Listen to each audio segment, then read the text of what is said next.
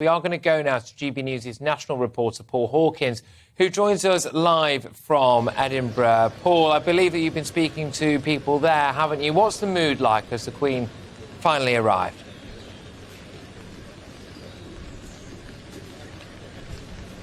Yeah, well, people starting to file away from Edinburgh city centre now, following that very emotional passing of the cortege earlier. I was standing on the Royal Mile, which connects St Giles Cathedral to the Palace of Holyroodhouse, and as the cortege filed past, there was a kind of ripple of applause, and then it died away, and then suddenly it came back up the Royal Mile, and there was rich applause, and it carried on for a good 10-20 seconds, a really emotional moment, everyone feeling really connected in that moment, connected to Her Majesty the Queen, for whom so many people have such deep affection, obviously in a lot of the world, but especially here in Scotland, where she resided, where she started her journey in Balmoral. Now, earlier, as you say, we were talking to some of the people before the cortege arrived, and this is what they had to tell us about why they'd come down to Holyroodhouse today.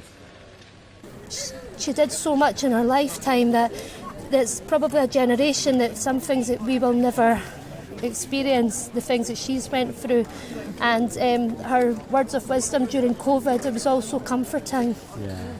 It's the end of the world I was born into. Wow, okay.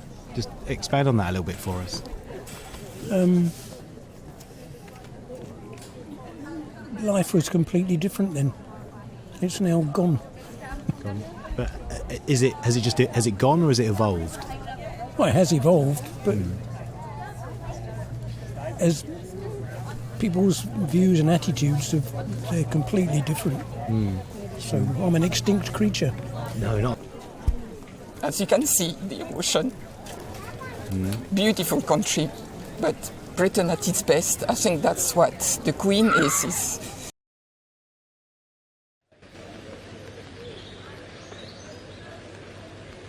Yeah, I thought what was really moving there was the man who said it's the end of the world as we know. He must have been in his mid-80s. He remembers the death of King George VI. So for various reasons, young and old gathered here today.